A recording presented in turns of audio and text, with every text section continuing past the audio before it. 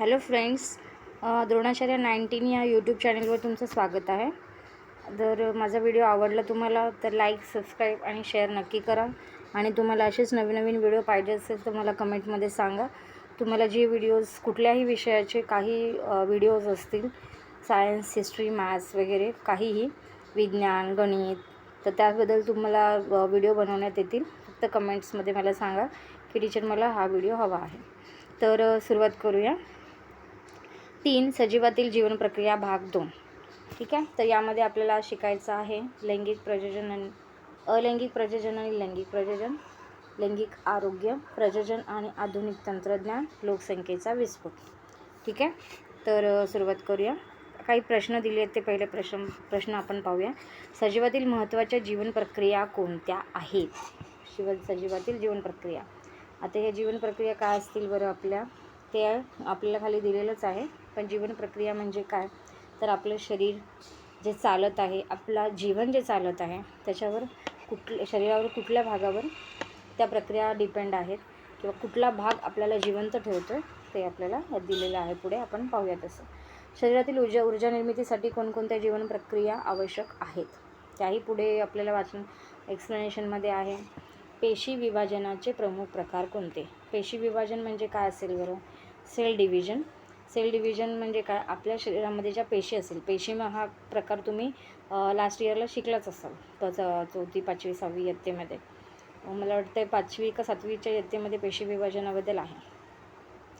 बरं, पेशी विभाजन म्हणजे शरीरामधले सेल्स असतात आपल्या, त्यांचे विभाजनाचे प्रमुख प्रकार कोणते आणि त्यांच्यामध्ये काय फरक आहे ते आहे. पेशी विभाजनात गुणसूत्रे.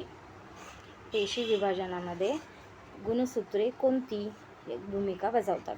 पेशी विभाजन माहिती असेल तुम्हाला, तर गुणसूत्रे हा जर नवीन शब्द जर तुम्हाला आला असेल तर सांगते बाळमित्रांनो की पेशी विभाजनामध्ये गुणसूत्रे म्हणजे क्रोमोझोम आहे. बरं, हा क्रोमोझोम म्हणजे नक्की काय असेल? तर क्रोमोझोम हा इंग्लिश वर्ड झाला, पण गुणसूत्रे हा मराठी शब्द आहे. तर गुणसूत्रे म्हणजे शरीरामध्ये एक प्रकार प्रथिने आणि रेणू यांच्या साहाय्याने बनलेला एक सेल असतो जो शरीरामध्ये असतो, आणि त्यामुळे गुणसूत्रे पेशी विभाजनामध्ये त्यांची भूमिका बजावत असतात. आता ती काय भूमिका बजावत असतील ते पुढे तुम्हाला सांगितलेलंच आहे.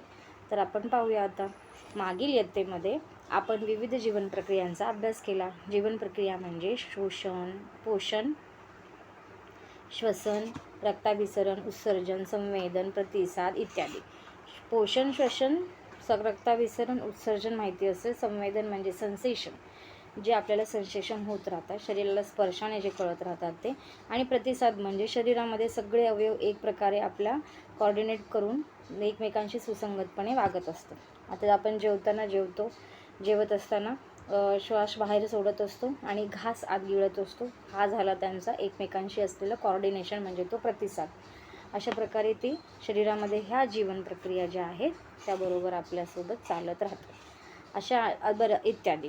प्रत्येक सजीवाला जिवंत राहण्यासाठी जीवन प्रक्रिया आवश्यक आहेत. त्या वेगवेगळ्या जीवन प्रक्रिया सारखीच अजून एक जीवन प्रक्रिया सजीवांमध्ये आढळते. या तर जीवन प्रक्रिया आहेतच आता ज्या आपण अभ्यासल्या त्या, पण त्याचबरोबर आणखीन एक जीवन प्रक्रिया आहे जी जीवन प्रक्रिया सजीवांमध्ये आढळते, तर ती म्हणजे प्रजनन. बरं, ठीक आहे. प्रजनन म्हणजे काय? तर प्रजनन म्हणजे रिप्रोडक्शन म्हणजे काय? तर एका सजीवातून दुसरा सजीव तंतोतंत तसाच सजीव जन्माला घालणे म्हणजे प्रजनन. म्हणजे एक डॉग असेल, फिमेल डॉग असेल, किंवा एखादा मांजर असेल, बोका आणि मांजर मेल फिमेल आहेत की नाही, म्हणजे स्त्री आणि पुरुष आहेत की नाही, तर मांजर आपल्यासारख्याच एका पिल्लाला जन्म देते, तर ते झालं प्रजनन. परंतु प्रजनन त्या सजीवाला जिवंत ठेवण्यासाठी उपयोग नसते. तो सजीवाची ती प्रजाती जिवंत ठेवण्यासाठी मदत करते. ठीक आहे. आता ह्यामध्ये इथे काय सांगायचं आहे की प्रजनन हे माणसाला जिवंत ठेवत नाही, तर पूर्ण पिढीला जिवंत ठेवतं. बरं, माणसाला जीवनासाठी काय पाहिजे? श्वसन, रक्ताभिसरण, उत्सर्जन, प्रतिसाद हे पाहिजे. जर प्रजनन एखाद्या वेळेस नसेल तर माणूस जिवंत राहू शकतो, पण हे प्रजनन काय करतं? माणसाची पूर्ण जात जी आहे ती जिवंत ठेवण्याचा प्रयत्न करते, ती जिवंत ठेवत असते. तर कळालंच असेल आता तुम्हाला या शब्दाचा, या ओळीचा पूर्ण अर्थ, की जिवंत राहण्यासाठी प्रजनन त्या सजीवाला जिवंत राहण्यासाठी उपयोगी नसते, तर तो सजीव त्या प्रजातीचा आहे, ती प्रजाती पूर्ण जिवंत ठेवण्यासाठी ती मदत करते. म्हणजे आता समजा कुत्र्याची प्रजात असेल, कुत्रा असेल, मांजर असेल, प्राणी असेल, तर पूर्ण प्राण्याला जिवंत ठेवण्यासाठी, म्हणजे जर समजा कुत्रा किंवा मांजर ही जर जिवंत राहिली तर ती पुढे प्रोडक्शन करेल, ती पुढे प्रजनन करेल आणि त्यांच्यासारखे आणखीन कुत्रे जन्माला येतील. म्हणजे कुत्रा हा काय करतोय, ती मांजर ती काय करतोय, त्या प्रजातीला जिवंत ठेवण्यासाठी ती प्रोडक्शन करत आहे, रिप्रोडक्शन करत आहे. ठीक आहे. तर आता इथे काही चित्र दिली आहेत बरं. शेजारी चित्राचे निरीक्षण करा आणि त्या आधारे तुम्हाला कोणती जीवन प्रक्रिया आहे ते लक्षात घ्या. आता हे इथे तुम्हाला काय दिसतं, हा प्लांट दिसतोय की नाही. हा प्लांट काय करतोय, सेम टू सेम दुसराच प्लांट इकडे आलेला आहे. ही एक वनस्पती आहे आणि त्याच्यासारखीच दुसरी वनस्पती इथे दिसते की नाही. म्हणजे यामध्येच एक दुसरं प्रोडक्शन आलेलं आहे, प्रोड्यूस इथे झालेला, निर्मिती झालेली आहे.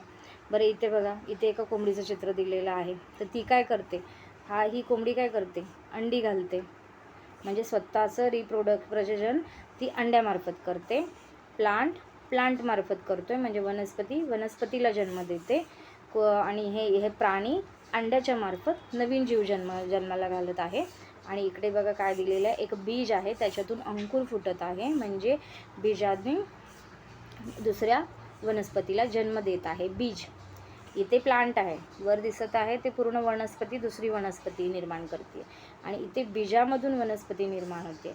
आणि इथे बघा, इथे दिलेला आहे, ही आहे एक सेल आहे आणि तो डिव्हिजन होऊन दुसऱ्या नवीन सेलला, किंवा दुसऱ्या समजा बॅक्टेरिया असेल किंवा कुठला एखादा जीव असेल, अणू हे असतील शरीरामध्ये आढळणारे, व्हायरस वगैरे असेल किंवा किटाणू वगैरे पकडा, तुम्ही किडे वगैरे पकडा, तर तो काय करतोय, दुसऱ्या सेल डिव्हिजन करून आपल्या नवीन प्रजातीला जन्म देतो.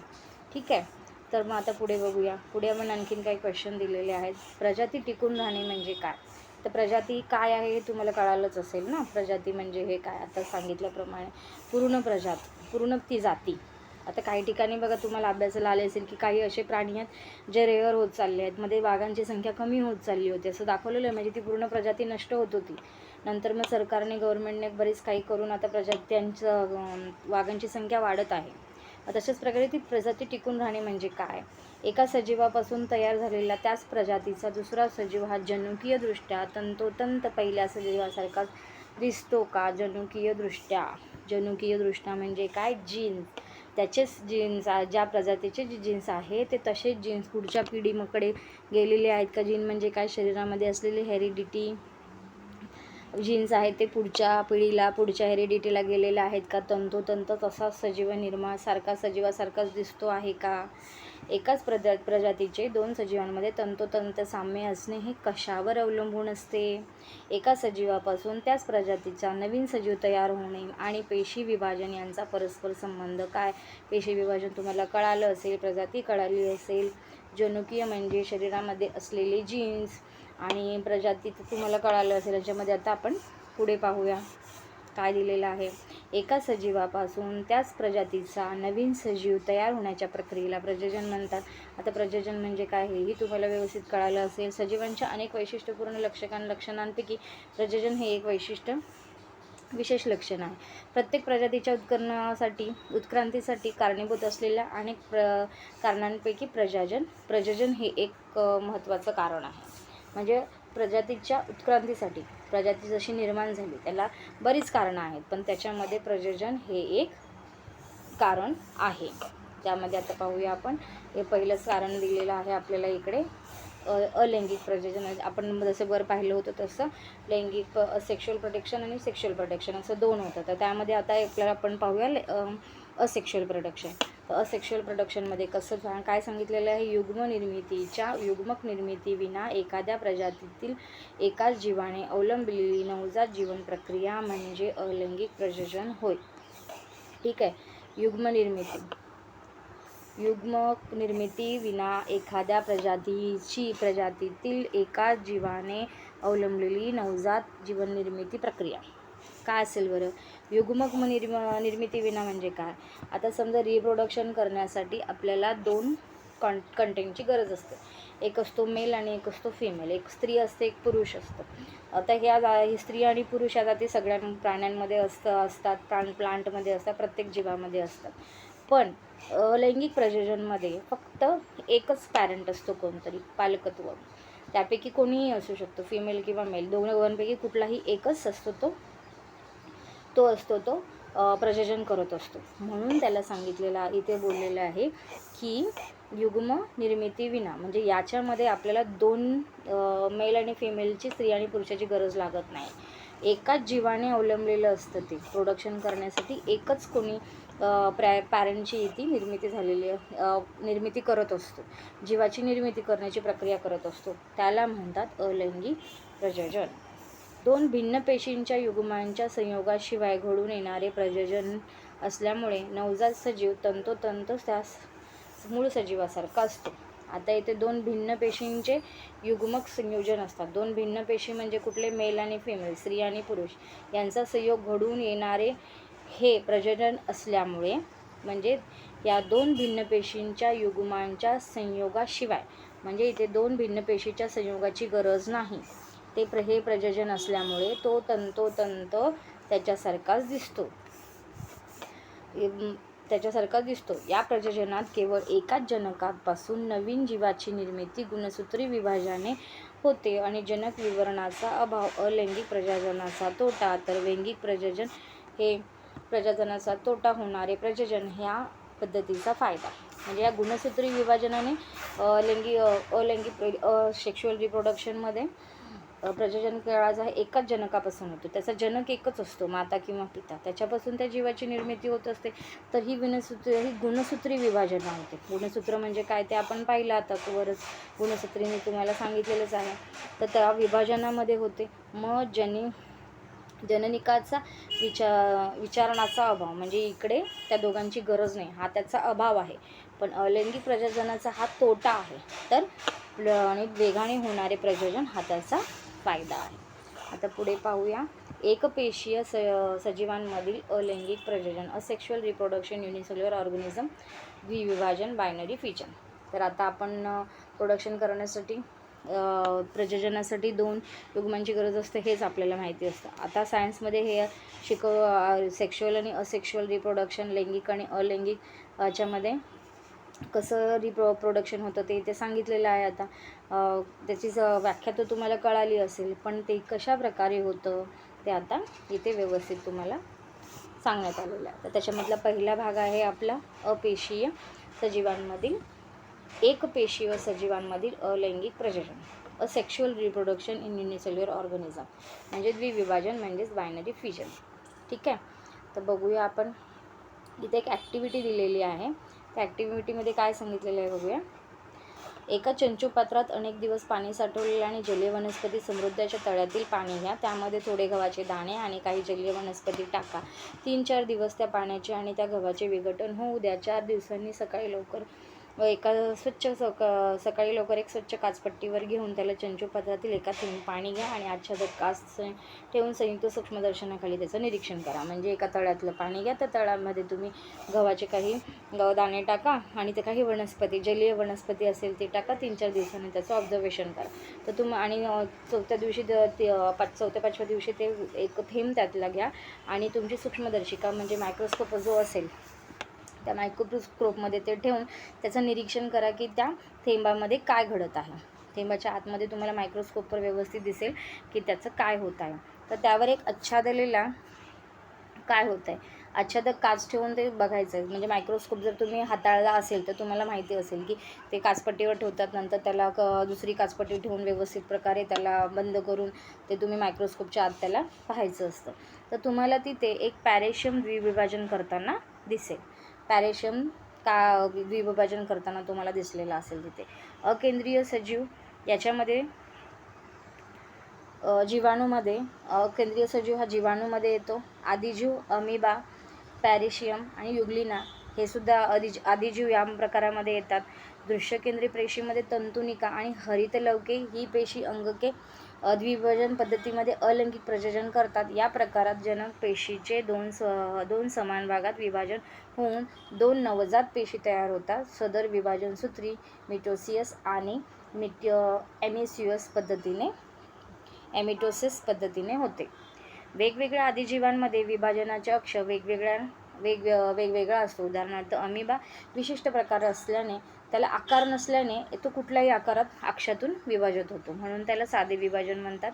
पॅरेशियम हा आडवे द्विविभाजन करतो. या पद्धतीला युग्लिना असे द्विविभाजन म्हणतात, या पद्धतीला म्हणतात. आणि सजीवांमध्ये द्विविभाजन शक्यतो अनुकूल परिस्थितीत म्हणजेच मुबलक अन्न उपलब्ध असताना होतं.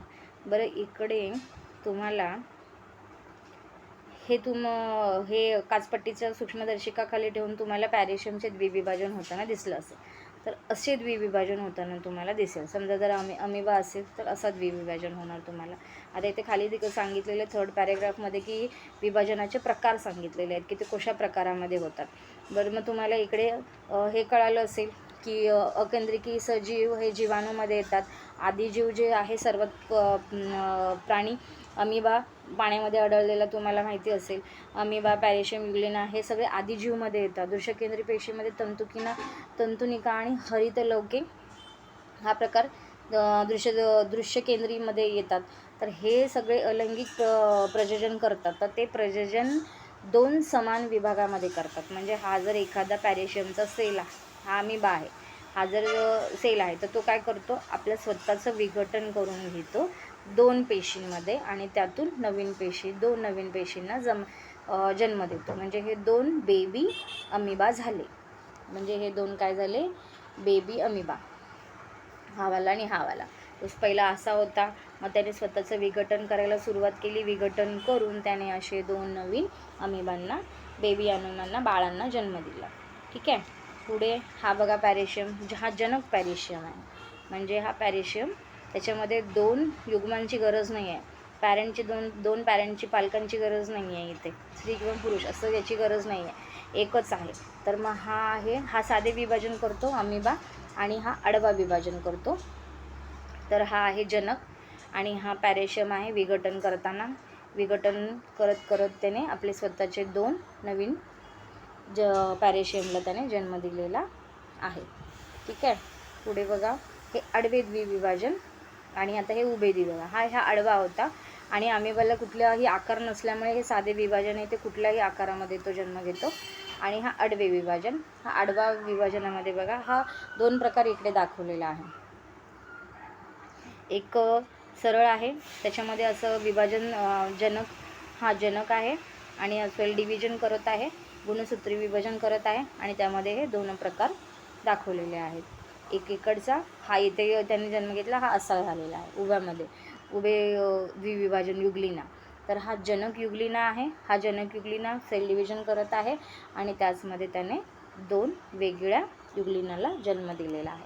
उभे, हा जॉईंट होतो इथे खाली आणि हा इथे, म्हणजे तो नंतर वेगळा होणारच आहे. ठीक आहे. आता इकडे सेकंडवालं बघूया आपण, बहुविभाजनामध्ये मल्टिपल फिजनमध्ये होते. बरं, हे सगळे विभाजन होताना आणखीन एक मुद्दा लक्षात घेण्यासारखा आहे इथे, की हे विभाजन असताना सजीवांमध्ये द्विविभाजन शक्यतो अनुकूल परिस्थितीत म्हणजेच मुबलक अन्न उपलब्ध असताना होते.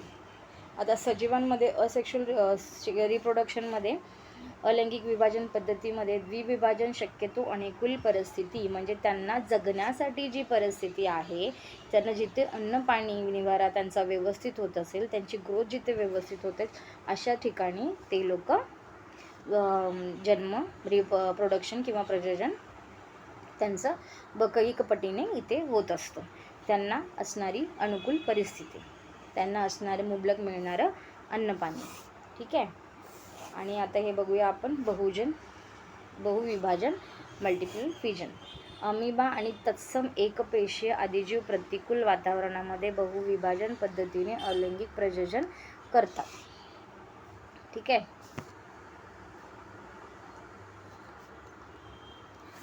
ज्यावेळी अपुरे अन्न किंवा इतर प्रकारची प्रतिकूल परिस्थिती तयार होते, त्यावेळी अमिबा छद्मपात तयार करत नाही आणि हालचाल थांबवतो, तो गोलाकार होतो आणि पेशी पटलाभोवती कठीण संरक्षण तयार करतो व अशा बद्ध अमिबाला किंवा कोणत्याही पेशीय सजीवाला पुटी म्हणजेच कॅस्ट असं म्हणलं जातं. पुटीमध्ये पहिल्यांदा फक्त केंद्रक अनेक वेळा सूत्री विभाजन होते व अनेक केंद्रे तयार होतात. मग पेशीद्रव्य ही विभाजन होते आणि अनेक छोटे छोटे अमिबा तयार होतात. प्रतिकूल परिस्थिती असेपर्यंत पुटीमध्येच राहतात. अनुकूल परिस्थिती आल्यानंतर पुटी फुटते आणि त्यातून अनेक नवजात अमिबा बाहेर पडतात. ठीक आहे. तर आता इथे अमिबाचं मल्टिप्लाय फिजन बघितलेलं आहे. आता आपण इथे वर पाहिलं होतं की नाही, एकच जनक होता, त्यापासून 2 सेल डिव्हिजन झाले आणि दोघांनी केले. हे प्रकार आपण तिघांमध्ये पाहिले.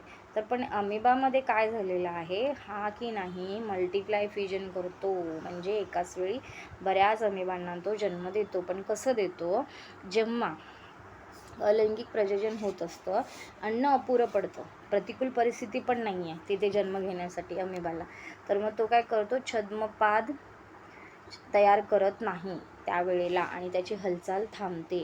म्हणजे तो हालचाल करत असतो आणि त्याची छद्मपाद प्रक्रिया असते ती त्याची थांबते आणि तो गोलाकार आणि पेशी पटलाभोवती कठीण संरक्षक कवच तयार करतो. कसं बा, हे पहा, अमिबा दिसतोय ना, हा अमिबा, आणि जेव्हा त्याची हालचाल थांबते त्याचं छद्मपाद, हे जे बाहेरचे हे कडे दिसत आहेत ना, ही पुटी आहे. ठीक आहे. मग तो छद्मपाद थांबतो आणि स्वतःभोवती एक संरक्षक कवच निर्माण करतो आणि आतल्या आत तो आपले सेल डिव्हिजन करत असतो, आतल्या आत गुणसूत्री विभाजन तो करत असतो आणि जेव्हा त्याला प्रतिकूल परिस्थिती मिळते तेव्हा तो फुटतो आणि त्याच्यामधून भरपूर सारे अमिबाज बाहेर पडतात. म्हणजे भरपूर प्रमाणामध्ये छोटे छोटे अमिबाचे बाळ बाहेर पडतात. ठीक आहे. ही झाली बहुविभाजन प्रक्रिया, म्हणजेच एकाच सजीवातून मल्टिप्लाय फिजन, म्हणजे भरपूर प्रमाणामध्ये आलेले सजीव, त्याला म्हणतात बहुविभाजन प्रक्रिया. विभाजन हा अलैंगिक प्रजननानंतर अनेक जनक पेशींच्या अस्तित्वात राहते का, हा प्रश्न आहे. डोकं चालवून हे उत्तर आपल्याला नंतर भेटेल, नंतर धड्याच्या शेवटी सांगेल. ठीक आहे. पुढे कलिकायन म्हणजे बडिंग. यात काय सांगितलं आहे, बाजारातून एक ॲक्टिव्ह ड्राय ईस्ट पावडर घेऊन यायची. चंचुपात्रामध्ये 50 ml कोमट पाणी घ्यायचं आणि त्यात ड्राय ईस्ट पावडर आणि 10 ग्राम साखर मिसळून मिश्रण चांगले ढवळा. 1 तास ते मिश्रण उबदार ठिकाणी ठेवून त्यात मिश्रणाचा एक थेंब काचपट्टीवर घ्या आणि त्यातून आच्छादक काच ठेवून युक्त सूक्ष्मदर्शीखाली निरीक्षण करा. बरं, काय आहे हे मला कोणी सांगाल? ईस्ट म्हणजे काय प्रकार असेल तो? Dry east. घरी केक बनवता की नाही, पाव बनवतात की नाही. आता बऱ्याच ठिकाणी घरांमध्ये आपण यूट्यूबवर वगैरे बघून मस्तपैकी हे पाहिले असेल, कोरोनामध्ये बऱ्याच लोकांनी घरामध्ये केक बनवायचं वगैरे ट्राय केलं असेल की नाही. मग हे दुकानामध्ये जे आपल्याला ईस्ट मिळतं, जे आपण केकमध्ये, ब्रेडमध्ये वगैरे वापरतो, ज्याच्यामध्ये आंबवण्याचे पदार्थ असतात ना, त्यामध्ये ईस्ट हा एक पावडरचा प्रकार आपल्याला मिळतो. तर तो घेऊन यायचा, कोमट पाणी टाकायचं, त्यामध्ये कोमट पाण्यामध्ये 5 ग्राम ड्राय ईस्ट पावडर टाकायची, त्याला ढवळायचं आणि 1 तासामधून तो थेंब घ्यायचा आणि आपल्या मायक्रोस्कोपच्या खाली काचपट्टीवर ठेवून त्याला पाहायचं की त्यामध्ये नक्की होतं आहे काय. तर त्यामध्ये काय होताना दिसेल तुम्हाला किण्व पेशी कलिकायन करताना दिसतील. म्हणजेच अनेक किण्व पेशींना एक छोटी कलिका दिसेल. किण्व हा एकपेशीय कवकांमध्ये कलिकायन पद्धतीने अलैंगिक प्रजनन होते. तुम्हाला किण्व पेशी मूलकायन कलिकायन करताना दिसतील. तुम्हाला इथे किण्व पेशी आणि मूलकायन कलिकायन करताना दिसेल. आता हे मुकुलायन आणि कलिकायन म्हणजे नक्की काय आहे, तर किण्व पेशी म्हणजे हा ईस्ट आहे, हा जेव्हा फुगतो, पाण्यामध्ये टाकल्याच्या नंतर तो फुगेल की नाही, मग तो फुगल्याच्या नंतर तो की नाही असा फुगवटा निर्माण करतो. हा वर टेंगूळ दिसतोय, जसं आपल्याला काहीतरी मार लागला डोक्याला तर कसा वर टेंगूळ येतो, तर हा टेंगूळ असतो, जो हा फुगवटा आलेला आहे की नाही, त्याला बोलतात कलिका. मग ही कलिका काय करते, वेगवेगळी होते, त्याच्यामध्येच डिव्हिजन होतं, सेल डिव्हिजन, आणि मग हा पार्ट स्वतः वेगळा होऊन जातो. त्याच्यातूनच नवजात नवीन नवीन किण्व पेशी बाहेर येतात, म्हणजेच नवीन नवीन किण्व किण्व बाळाला जन्म देतात. नवजात बाळ तिथून तयार होत असतात, म्हणजे हे किण्व आहेत ते तिथून तुम्हाला तयार होताना दिसतील. ठीक आहे, म्हणजे यालाच म्हणतात मुकुल. म्हणजे हा झालं, हे वर येतं ना, हे वर आलेलं टेंगुळ आहे ना, ते झालं मुकुल, आणि याला मुकुल किंवा कलिकायन अशा दोन्ही नावाने बोललं जातं, आणि इंग्लिशमध्ये याला बडिंग असं म्हणतात. ठीक आहे, मग हे कलिकायन पद्धती अलैंगिक प्रजनन होते.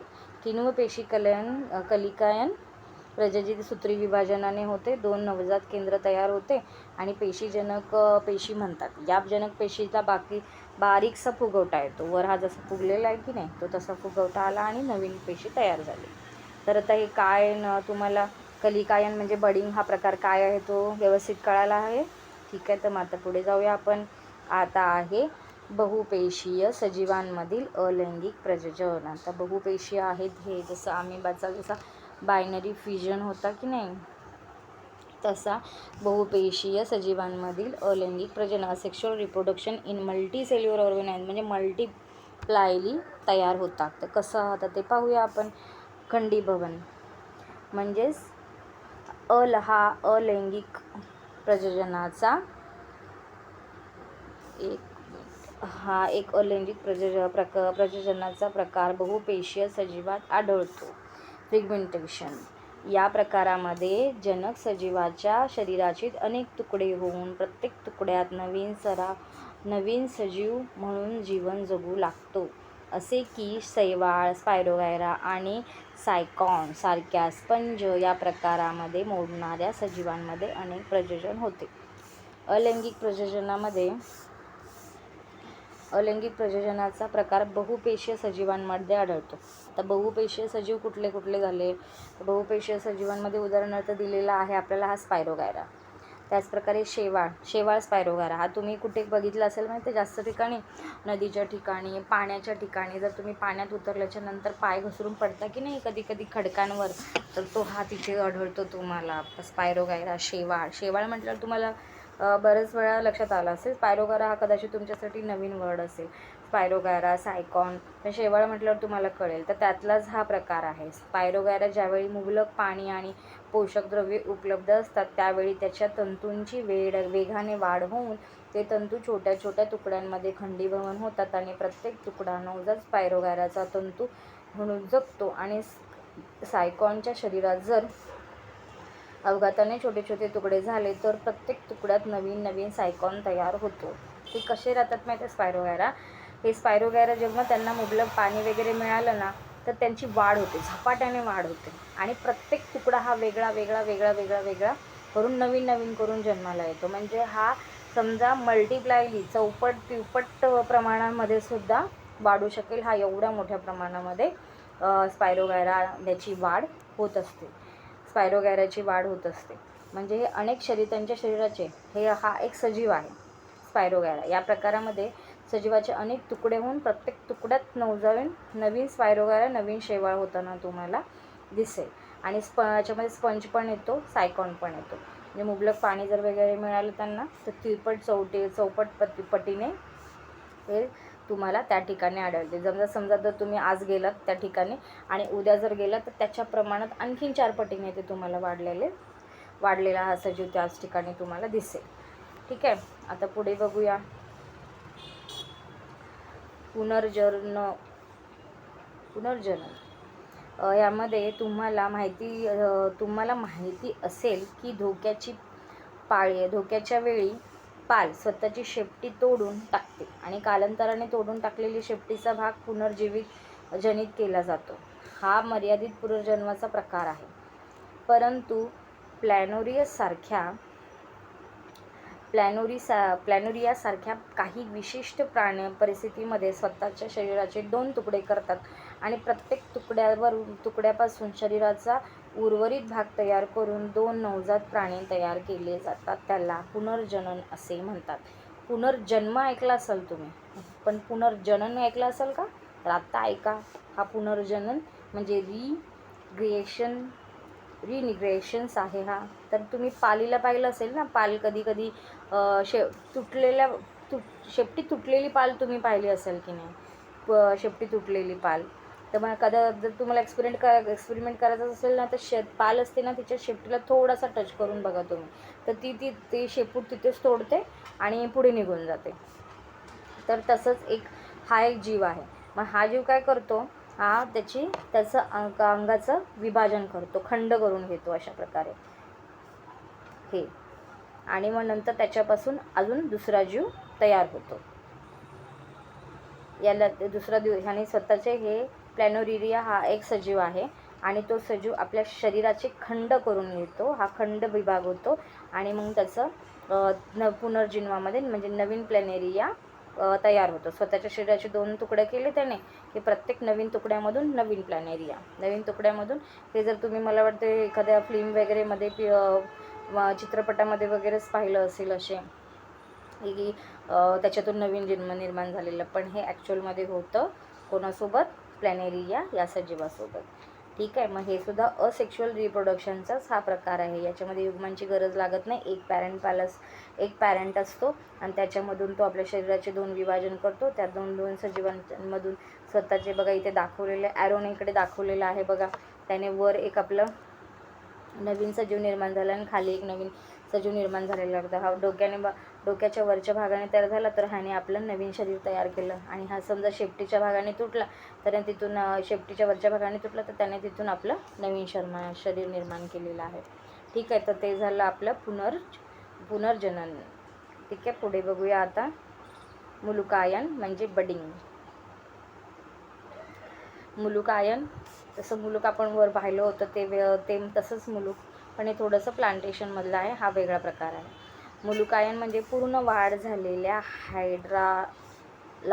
हायड्राला नावाची जी वनस्पती आहे, ही प्लांट आहे, त्या हायड्राला जर पोषक वातावरण मिळाले, तर त्या शरीरभित्तके विशिष्ट ठिकाणी पुनर्जनन पेशीच्या विभाजाने फुगवटा तयार होतो. त्या फुगवट्यास मुकुल असे म्हणतात.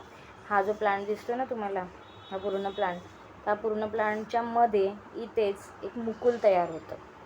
झाडाच्या, मला वाटतं तुम्ही एखाद्या झाडावर सुद्धा पाहिलं असेल. एका झाडाला असं एक झाड आहे आणि त्याच्या एका विशिष्ट भागाला असं फुगून तो परत असा निर्माण झाला असेल, तर मग हे जे निर्माण झालेलं असतं की नाही, हे आहे मुकुल. याच्यातूनच एक नवीन वनस्पती, नवीन प्लांट तयार होतो. हे झालं सेक्शुअल रिप्रोडक्शनचा एक प्रकार. हा सजीव आहे, याचं नाव आहे मुकुलायन. आणि जर असं हे नवीन वर तयार येणारा हा फुगवटा आहे, त्याला मुकुल म्हणलं जातं. आणि या मुकुलामधून एक नवीन वनस्पती, हायड्रा नावाची वनस्पती तयार होते. तर हे पण एक रिप्रोडक्शनचा नवीन प्रकार आहे. या छोट्या हायड्राच्या शरीरावर स्तर पचनगुहा हे जनक हायड्राच्या अनुक्रमे शरीर स्तर व पचनगुहेशी संलग्न असतात. या छोट्या छोट्या हायड्राचे पोषण अनेक हायड्राद्वारा होते. आणि ज्यावेळी छोट्या हायड्राची वाढ स्वतःचे अस्तित्व टिकवण्यापर्यंत होते, त्यावेळी हे जनक हायड्रापासून वेगळं होतं आणि हायड्रा म्हणून निरावलंबी जीवन जगू लागतं. बरं, आता हे प्लांट याच्या ठिकाणी जोडलेलं आहे. ठीक आहे. म्हणजे हा इथे जोडलेला आहे, छोटा हायड्राच्या शरीरावरच आहे ते. म्हणजे शरीरावर असल्यामुळे त्याचं पचन, अन्न, पाणी जे काही असेल ते अनुक्रमे शरीराच्या स्तरावरच तिथे तयार होत असतो. म्हणजे तो तिथूनच करत असतो. आपल्या या प्लांटच्या द्वारेच तो स्वतःचं पचन, या पचनगुहामधूनच त्याचं स्वतःचं पालनपोषण होत असतं. पण जेव्हा त्याचं पालनपोषण ह्या छोटा हायड्राला जेव्हा वाटतं की ज्यावेळी हायड्राची वाढ, स्वतःचं अस्तित्व, म्हणजे आता जर इथे जी वनस्पती आहे ही आपली इथे पोषण घेत आहे. ठीक आहे. या याच्यातूनच मिळणारं आहे पोषण. तर त्याला इथे मुकुलला सुद्धा तिथून एक नवीन वनस्पती तयार होते, तर तिथून पण ते वाढ होते. पण आता ह्याला जास्त अन्नपाण्याची गरज आहे. जास्त जेव्हा त्याला अन्नपाण्याची गरज लागते आणि इथून जर समजा त्याला अन्नपाणी मिळत नसेल, तर तो तुटतो आणि स्वतःचं एक वेगळं अस्तित्व निर्माण करून तो स्वतः एक नवीन हायड्रा जन्माला तुटून तो खाली पडतो आणि स्वतः एक नवीन हायड्रा निरावलंबी जीवन जगू लागतो.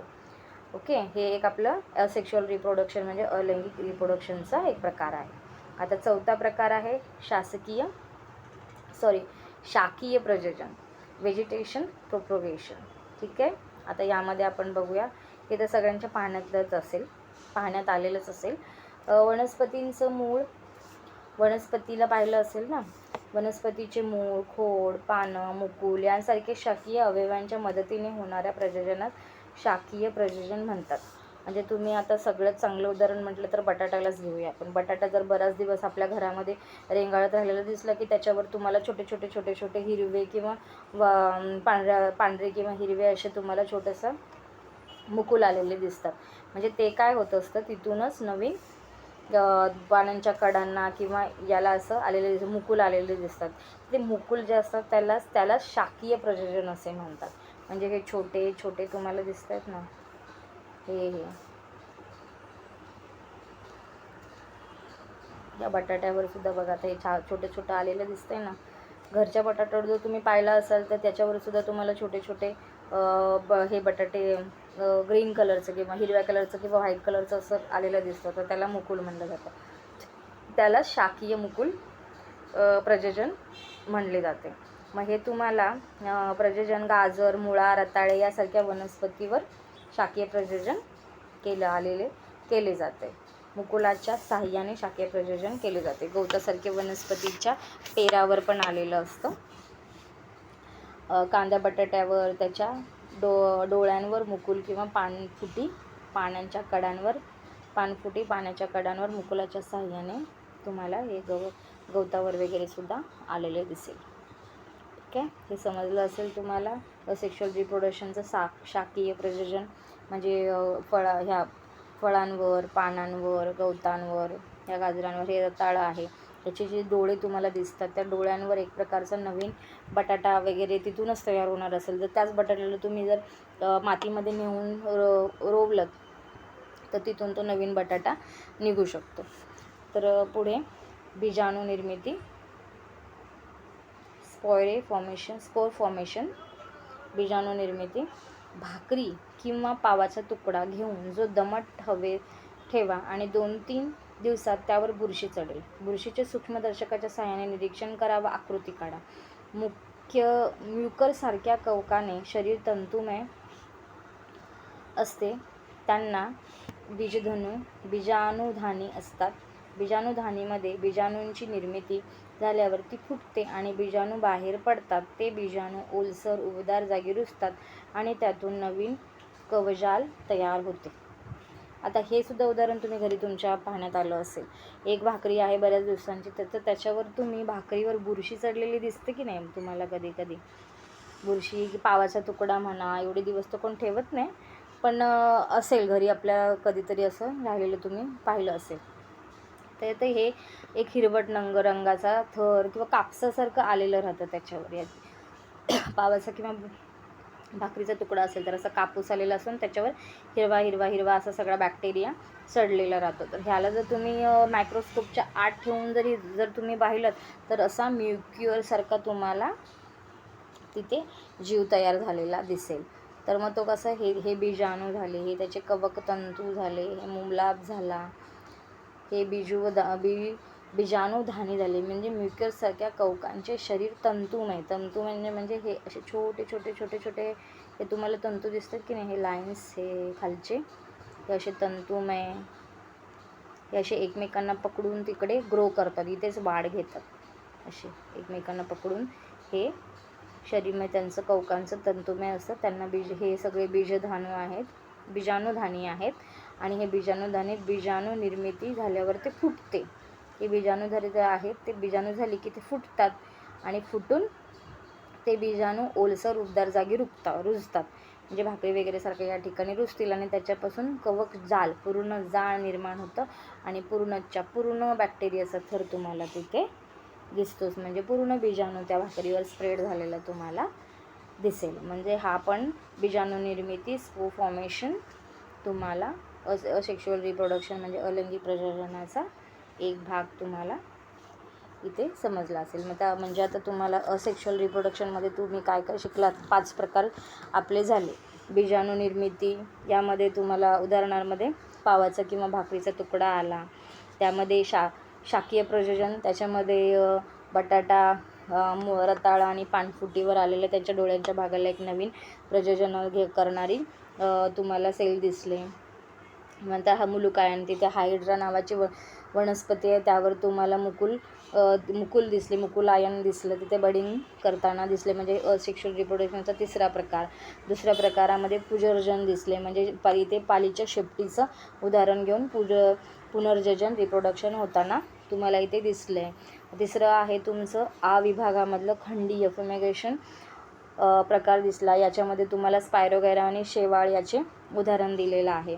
आणि अ विभागामध्ये तुम्हाला कलिकायन, त्याच्यामध्ये बडिंगचा प्रभाव, फुगवटा आला टेंगुळासारखा, आणि त्याच्यातूनच नवीन कलिकायन तयार होताना दिसले. आणि त्याच्यामध्ये अमिबा, बहुजन मल्टिपल फ्युजनमध्ये सगळा अमिबा दिसला.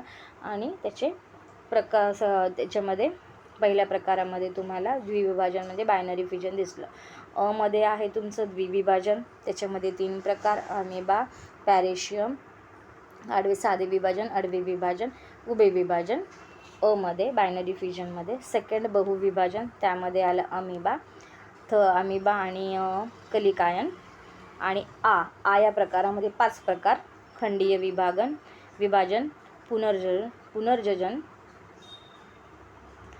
पुनर्जनन, मुलुकायन, शाकीय प्रजोजन आणि बीजाणू निर्मिती. ठीक आहे, तर आपण आज सेक्शुअल रिप्रोडक्शन बघितला. पुढच्या व्हिडिओमध्ये आपण सेक्शुअल रिप्रोडक्शन बघूया. तर तुम्ही माझा व्हिडिओ शेवटपर्यंत पाहिला याबद्दल थँक्यू. असेच नवनवीन व्हिडिओजसाठी तुम्ही मला लाईक, शेअर आणि सबस्क्राईब करा. आणि कुठले नवीन व्हिडिओज तुम्हाला हवे असतील ते मला कमेंटमध्ये नक्की सांगा. तर तुम्हाला नक्की मी बनवण्याचा प्रयत्न करेल आणि तुमच्यापर्यंत पोहोचवायचा प्रयत्न करेल. थँक्यू.